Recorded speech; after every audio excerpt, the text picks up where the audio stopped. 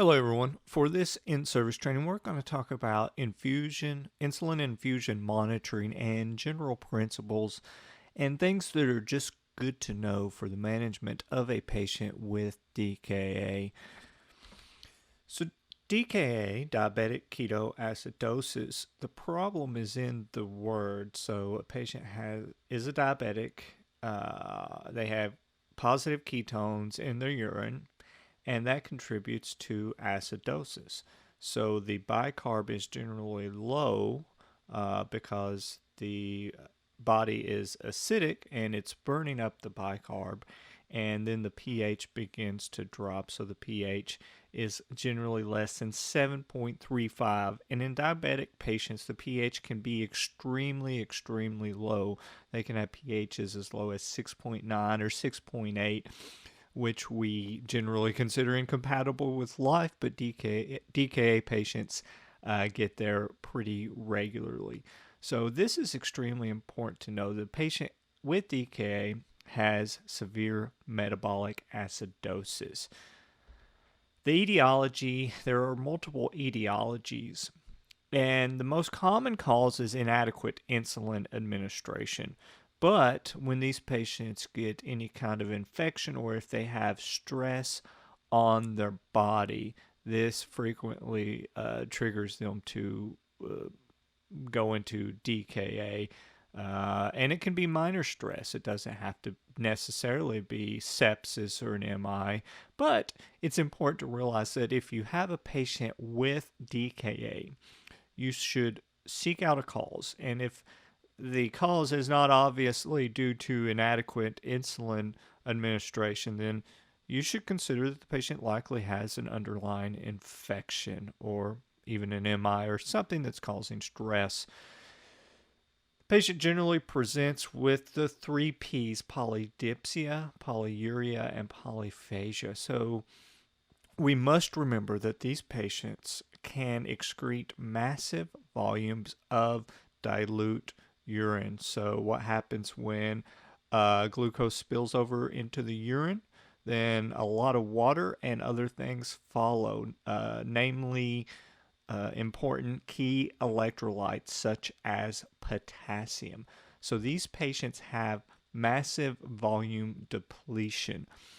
They are massively volume depleted, and this remains key in the management of a DKA patient, and that is repleting their volume, administering fluid isotonic solutions to restore perfusion.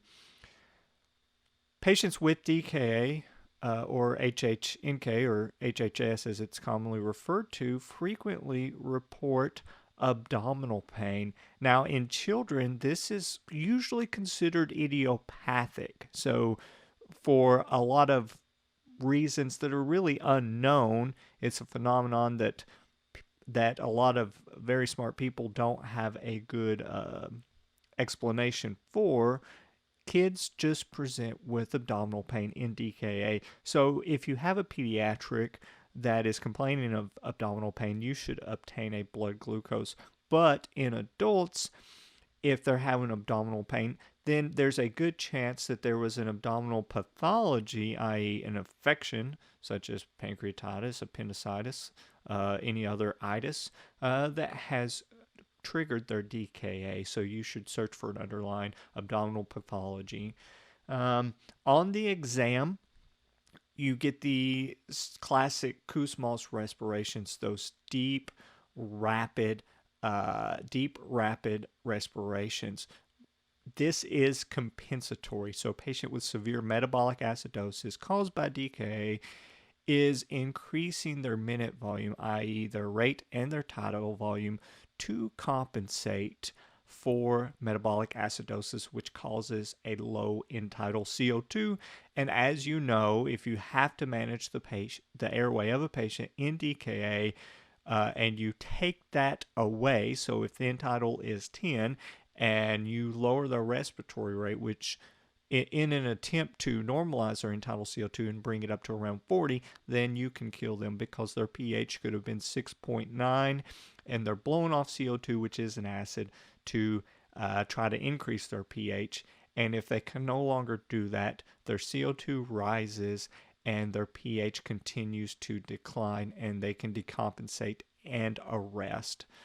Um, they frequently have altered mental status, and some patients in DK, and it's actually more common in HHS, patients can present with vocal deficits, um, and and altered sensorium is more common in HHS than DKA. And your classic DKA patient can present with tachycardia and hypotension. These are just some labs that you will see that help differentiate between HHS and DKA. HHS patients don't often present with metabolic acidosis as a result of high serum ketones, because HHS patients usually have a little bit of insulin floating around that prevents that utilization of the fatty tissues, which actually causes increase in the ketones. So they often present with normal bicarbonate because they don't have the acidosis. Now, the potassium in DKA is usually higher, okay, than the potassium in patients with HHS. Potassium is probably the most important electrolyte that you want to monitor by either asking the sending facility for a potassium level or by obtaining an EKG. Generally, patients are several hundred milliequivalents deficit of potassium because they are excreting that in their urine. However, when you obtain a serum potassium level, it's usually elevated initially in DKA. But this is pseudo hyperkalemia, because in acidosis, because you have a high serum osmolality, the potassium is pulled from inside the cells to outside the cells. As insulin is administered to patients in DKA, that shifts potassium back into the cells. So even if a potassium is slightly low or maybe even on the lower end of normal, a lot of physicians like to go ahead and administer some potassium before they administer insulin, knowing that the insulin could shift the potassium back into cells and it could actually drop rapidly and they could become hypokalemic. Now, typically, you can present, or frequently you can present, or a patient with DKA can present with a severely life-threatening potassium level. So it can be anywhere above 5.5 or 6, and once it starts getting above 6, you want to treat it. Now, the treatment generally for severe hyperkalemia is calcium, bicarb, albuterol, and in the hospital, they usually administer insulin and dextrose. Well, if a patient is in DKA, they're just going to administer insulin because the patient's blood glucose is already high, and the dextrose is just to counteract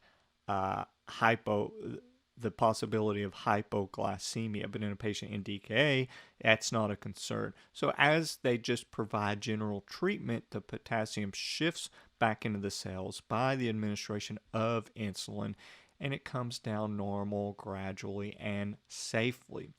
But it is possible that a patient early in DKA can present with severe life-threatening hyperkalemia. And in the pre-hospital field, the only thing that we have to go off of is the EKG. So generally, you wouldn't want to treat a patient with hyperkalemia with some of the therapies that we have available in DKA unless it is severe, life-threatening, or the patient is peri-arrest. So if the patient presents with an EKG like this, you have widening of your QRS complexes. You have peak T waves in almost every lead. And the base is generally narrow, so this is different than hyperacute T waves that have a wide base and a blunt tip to the T wave.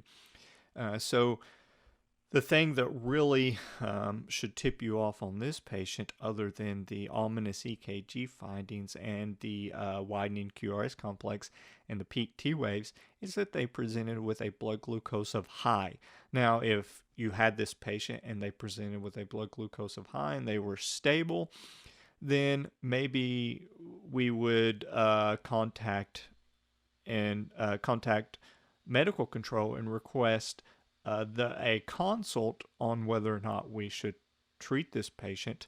But generally, in a patient like this, they can become peri-arrest pretty rapidly, decompensate, and go into VF without warning, which is what happened to this patient. This patient became pulseless, went into arrest. Luckily, they were resuscitated. But this is a patient that you should not encounter all that often. So the general management, first of all, should be to administer volume. Administering fluid to patients in DKA can lower the blood glucose in and of itself, because it's not so much that you're actually diluting the blood glucose or the sugar. You're actually helping transport insulin, all right, that is already circulating into the body to previously unreached receptor sites. So the patient was in shock, and by administering volume, you actually improve perfusion and allow the insulin to reach the cells. So that should be our first priority. Now, for the management inter-facility, they're usually going to start insulin if the potassium is greater than 3.3. If it's less than 3.3, they may administer 20 to 40 milliequivalents of potassium in a liter. So they're going to try to avoid giving potassium just IV push, because it is necrotic to the vessels. They may also give it orally if the patient is awake, but if the potassium is greater than 3.3, they may go ahead and start insulin at 0.1 units per kilogram per hour. It is extremely important that we do ask for a potassium level if they're on insulin. And if the potassium is hovering around 3.5 or less, we may want to ask if they want to start the patient on some potassium before we transfer them. You don't want to lower the glucose too fast. You don't want to lower it faster than 100 milligrams per deciliter per hour.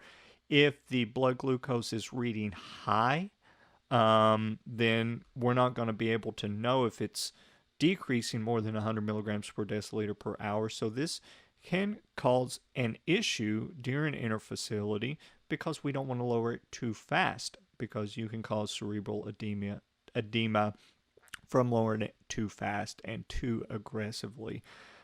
So you may want to look at trends before you depart from the facility, and make sure that that trend is not faster, that it's not decreasing more than 100 per hour.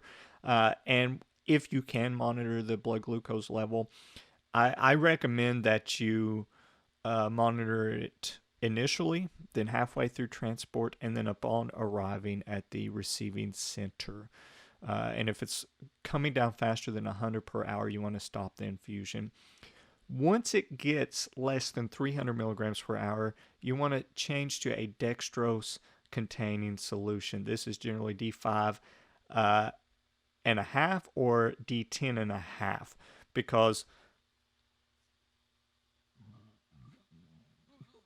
you actually want to continue the insulin, but you don't want to decrease the blood glucose too fast and risk the patient becoming hypoglycemic, because this is pretty common. And the continued administration of insulin actually helps.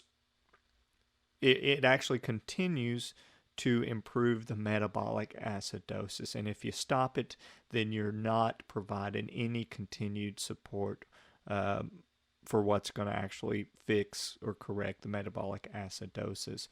If it does get below 300, and you don't have a dextrose containing solution, I do recommend that you contact medical control, or if you just depart the facility and you get a finger stick blood glucose of 200, and they have the patient on 0.1 units per kg per hour, you may want to contact med control and see if they want you to hang a dextrose solution. Cerebral edema is a pretty rare event that occurs either initially as part of the DKA or hyperglycemia process itself, or it is part of the resuscitation phase. So it's caused by us resuscitating patients too aggressively. Now, that is debatable, and there are a lot of differing opinions on that, but it is something that we should be concerned for, and it's another reason we don't want to lower the blood glucose too fast. But if you have a patient that presents with a headache, altered level of consciousness, vomiting, increasing blood pressure, bradycardia, seizure, or posturing, they may present with signs of cerebral edema initially, or they may present with this during treatment. Either way, if the patient does develop cerebral edema during transfer, you want to stop your infusions and contact medical control.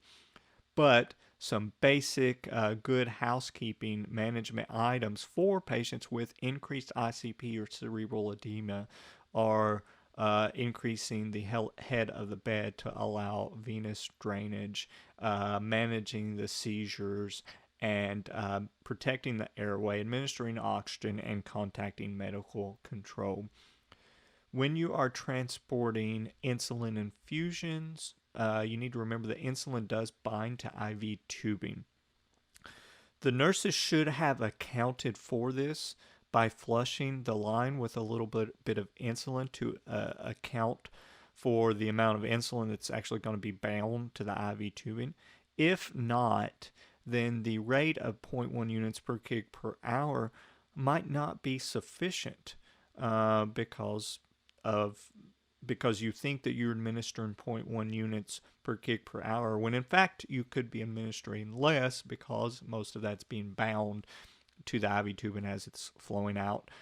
So not something that we should be concerned with right now, but if we do get IV pumps, and we decide that we're just going to add an extension onto the IV tubing that is already in place, and we don't sufficiently flush the tubing with insulin beforehand, then we could actually be administering a lower rate of insulin than is needed for that patient.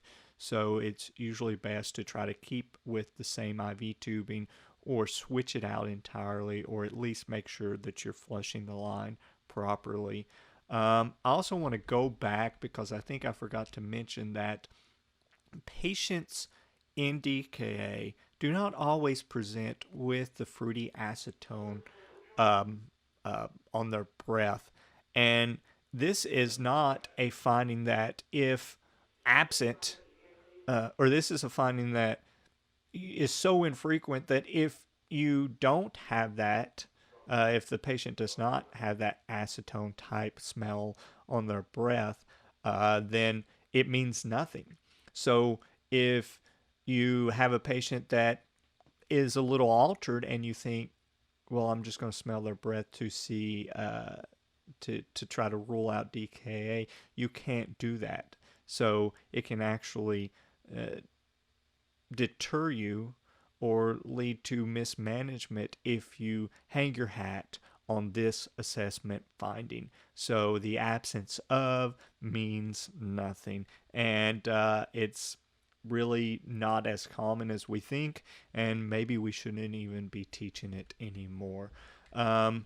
In closing, You have to anticipate what you will need during transport of patients that are on insulin infusions. If you have any questions, you always need to have a low threshold of discussing this with the sending physician, and if there are any complications during transport, have a very low threshold to call med control for a consult and get their opinion and recommendations.